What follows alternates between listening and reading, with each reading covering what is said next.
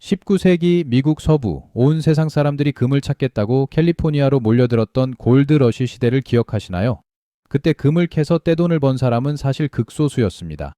대다수는 빈손으로 돌아갔거나 객지에서 병을 얻어 쓰러졌지요. 그런데 그때 누가 금을 캐든 말든 상관없이 확실하게 그리고 안전하게 엄청난 부를 쌓은 사람들이 있었습니다. 바로 금 캐는 광부들에게 질긴 청바지를 팔고 땅을 팔 튼튼한 곡괭이를 팔고 그들이 잠잘 천막을 팔았던 상인들입니다.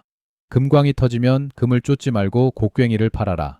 투자의 세계에서 전설처럼 내려오는 이 격언이 2026년 지금 우리 모두에게 다시금 묵직한 화두를 던지고 있습니다. 지금 전 세계는 AI라는 금맥을 찾아서 미쳐 날뛰고 있습니다. 구글, 마이크로소프트, 오픈 AI 같은 천재들이 모인 기업들이 총성 없는 전쟁을 벌이고 있죠. 물론 이들 중 누군가는 승자가 되어 대박을 칠 겁니다. 하지만 누가 이길지, 누가 도태될지 우리 같은 일반인이 어떻게 알겠습니까? 엔비디아 주가가 천정부지로 솟았다가 하루아침에 폭락하는 걸 보며 가슴 졸이는 투자, 소중한 자산을 지켜야 할 우리에게는 맞지 않습니다. 그래서 오늘 준비한 3부는 조금 다른 이야기입니다. 누가 이기든 상관없이 AI 산업이 성장하려면 반드시 필요한 청바지와 곡괭이, 즉 2030년 AI 투자 지도를 펼쳐드리려 합니다. 우리는 화려한 기술주 뒤에 숨겨진 진짜 돈이 흐르는 길목을 지킬 겁니다. 그 첫 번째 길목은 바로 전기, 즉 에너지입니다. 여러분, 챗GPT 같은 인공지능이 질문 하나에 대답할 때 우리가 예전에 쓰던 구글 검색보다 전기를 얼마나 더 쓰는지 아십니까? 놀라지 마십시오. 최소 10배에서 많게는 30배를 더 씁니다. AI가 멋진 그림을 한 장 그려내는 데 드는 전기는 스마트폰을 완충하는 양과 맞먹습니다. 지금은 AI가 도입 초기라 피부로 잘 안 느껴지시겠지만 2030년이 되면 전 세계 데이터 센터가 쓰는 전기량이 웬만한 선진국 전체가 쓰는 전기량을 넘어설 것이라는 예측이 나옵니다. 바야흐로 전기 부족계 시대가 오고 있는 겁니다. AI라는 괴물은 전기를 먹고 자랍니다. 밥을 안 주면 굶어 죽죠. 그래서 앞으로 10년 전기를 생산하고 공급하는 기업은 슈퍼갑이 될 수밖에 없습니다. 그렇다면 우리는 어디에 주목해야 할까요? 단순히 한국전력 사면 되나? 이렇게 접근하시면 안 됩니다. 좀 더 디테일하게 들어가야 합니다. 태양광이나 풍력 같은 재생에너지만으로는 AI가 요구하는 24시간 끊김없는 전력을 감당할 수가 없습니다. 오늘은 비가 와서 전기가 좀 부족하네요. AI 좀 끄겠습니다. 이게 통할까요? 절대 안 됩니다. 그래서 다시 화려하게 부활하고 있는 것이 바로 원자력과 천연가스입니다. 특히 빌 게이츠나 샘 올트먼 같은 AI 거물들이 지금 목숨 걸고 투자하는 기술이 있습니다. 바로 소형 모듈 원자로입니다. 거대한 발전소를 짓는 게 아니라 공장에서 찍어내듯 작은 원자로를 만들어서 데이터 센터 바로 옆에 설치하는 기술이죠.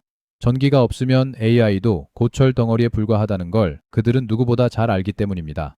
따라서 원전 기술을 가진 기업, 우라늄 관련 ETF, 가스터빈을 만드는 기계 공업 회사들이 앞으로 5년 안 꾸준히 우상향할 가능성이 매우 높습니다. 두 번째 길목은 전기를 실어 나르는 전력망입니다. 이 부분에 별표 5개를 치셔도 좋습니다. 전기를 아무리 많이 생산하면 뭐 합니까? 그걸 데이터 센터까지 끌고 가야죠. 그런데 지금 미국과 유럽의 송전시설은 1970년대에 지어진 고물들입니다. 낡아서 전기가 줄줄 새고 용량도 턱없이 부족합니다. 이제 AI 시대를 맞아 이 낡은 전선과 변압기를 전부 새 것으로 교체해야 합니다. 이건 선택이 아니라 생존 문제입니다. 그래서 요즘 변압기 만드는 회사, 구리 전선 만드는 회사들의 실적이 미친 듯이 오르고 있는 겁니다. 전선 만드는 게 뭐 대단한 기술이라고 하실 수 있습니다. 하지만 고압의 전기를 손실 없이 멀리 보내는 초고압 케이블 기술은 전 세계에서 몇 개 기업만 가지고 있습니다. 다행히 우리나라 기업들이 여기서 아주 잘하고 있지요. 반도체만 보지 마십시오. 반도체 공장에 전기를 넣어주는 변압기와 전선 기업이야말로 AI 시대의 진정한 숨은 진주입니다. 자, 여기까지가 AI의 밥과 핏줄에 대한 이야기였습니다. 이제 시선을 조금 돌려보겠습니다. 밥을 먹었으면 살 곳이 필요하겠죠? 세 번째 길목은 바로 AI가 사는 집, 데이터 센터 부동산입니다. 우리나라 사람들에게 부동산은 신앙과도 같지요. 강남 아파트 불패, 역세권 상가 월세는 재테크의 정석이었습니다.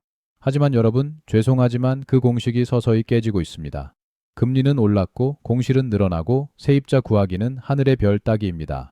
인구는 줄어드는데 상가가 무슨 소용이고 낡은 빌딩이 무슨 소용입니까? 그런데 말입니다. 사람이 떠난 자리에 로봇, 즉 AI가 들어오고 있습니다. 텅 빈 사무실 대신 윙윙거리는 서버로 가득 찬 건물들은 지금 자리가 없어서 난리입니다. 이제는 사람에게 월세 받지 말고 구글과 아마존 같은 AI 기업에게 월세를 받으십시오. 이게 무슨 뚱딴지 같은 소리냐고요? 데이터 센터는 21세기의 디지털 공장이자 디지털 백화점입니다.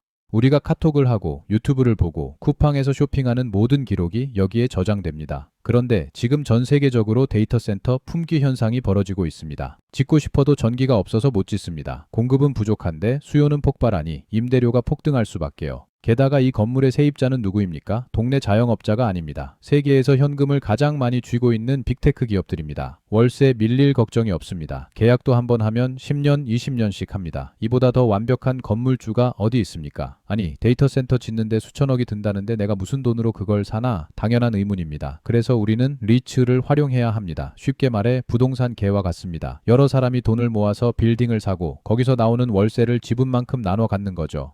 미국 주식시장에는 이미 데이터 센터만 전문으로 운영하는 리츠들이 상장되어 있습니다. 이 회사 주식을 사면 여러분은 간접적으로 구글에게서 월세를 받는 디지털 건물주가 되는 겁니다. 특히 리츠는 법적으로 수익의 90% 이상을 배당금으로 주게 되어 있습니다. 매달 혹은 분기마다 달러로 꽂히는 배당금, 월급 외에 파이프라인을 꿈꾸는 모든 분들에게 이보다 더 좋은 시스템이 있을까요? 자, 이제 정리를 해보겠습니다. 오늘 제가 드린 AI 투자 지도의 핵심은 이것입니다. 화려한 기술주에 현혹되지 말고 그 기술이 돌아가게 만드는 인프라를 장악하라. 구체적인 행동 지침을 드리겠습니다. 첫째, 내일부터 당장 여러분의 포트폴리오를 점검하십시오. 혹시 예전에 사둔 낡은 제조업 주식이나 전망 없는 테마주가 있다면 과감하게 정리하는 것도 방법입니다. 둘째, 인프라 ETF에 관심을 가지십시오. 개별 기업을 고르는 건 위험합니다. 전력망, 원자력, 데이터 센터 리츠를 한데 묶어놓은 ITF 상품들이 많이 나와 있습니다. 이런 상품을 매달 적금 붙듯이 조금씩 사 모으십시오. 주가가 오르면 시세 차익을 얻고 안 오르면 배당금을 받으면 됩니다. 마음 편한 투자가 최고입니다. 셋째, 시선을 미국으로 넓히십시오. 안타깝지만 AI 혁명은 미국이 주도하고 있습니다. 우리나라 주식도 좋지만 여러분의 소중한 자산을 지키기 위해서는 달러 자산, 그 중에서도 AI 생태계의 핵심인 미국 인프라 자산에 반드시 발을 걸치고 계셔야 합니다. 여러분, 변화는 벼락처럼 오지만 기회는 안개처럼 스며듭니다. 대다수 사람은 2030년이 되어서야